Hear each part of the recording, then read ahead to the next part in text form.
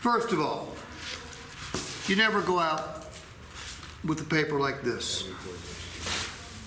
You lose control of the process immediately. Okay? There's something called an opening statement you need to do before you show them the numbers. It's designed to create an air of collaboration. Because isn't this often the most tense time in the entire process? Mm-hmm. Okay? So. For everybody. For salespeople and customers alike. I'm going to show you. You know, I don't show you anything that I did when I sold cars. When I sold cars, it was the dark ages. Okay? The most expensive Honda I sold was $6,750. The most expensive BMW was $15,000. The most expensive Pontiac, which they don't even make anymore, was about $8,000. Now, things were different back then. You hear on the news all the time that inflation at a 42-year high, right? I was there 42 years ago. You know what my buy rate on a new car was if you had really good credit? 19.6%. That's if you had good credit. That was on a new car. Any used car was in the mid-20s. However, the balances were much smaller, so it didn't make that big a difference. I had to have a minimum of 25% real money or real equity down. Okay, my most lenient lender. Some of them wanted more than that. So you never hear me tell you stories about when I sold cars, because it doesn't have any application. The only thing that has application is rapport building. Okay, you still need to build rapport with people. I work with salespeople that make $80,000 and $90,000 a month. Okay, I work with salespeople that make over $1 million a year.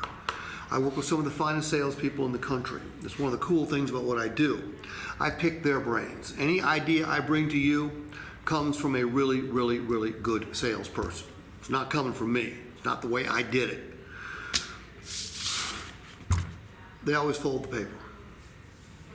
And they come out and they say, hey, Kenny, first things first. No such thing as a good deal on the wrong car. Okay? The vehicle you picked out, the one you drove, is it the right vehicle? Yes. Okay. There's going to be no surprises here. The price that brought you here will be the same price you see on this sheet of paper. And I want you to remember a couple things.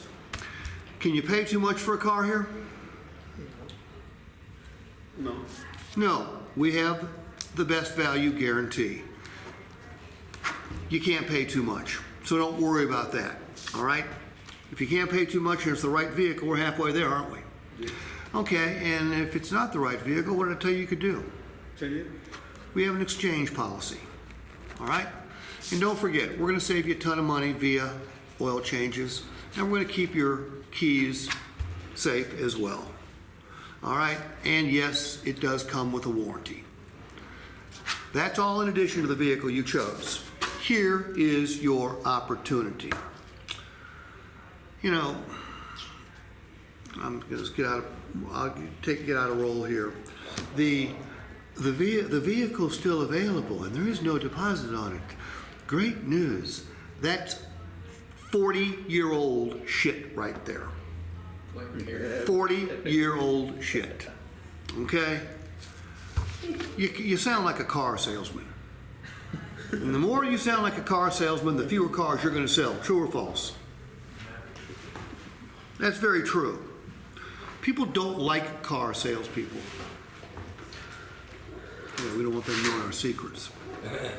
The less you behave like a car salesperson, the more cars you sell. All right?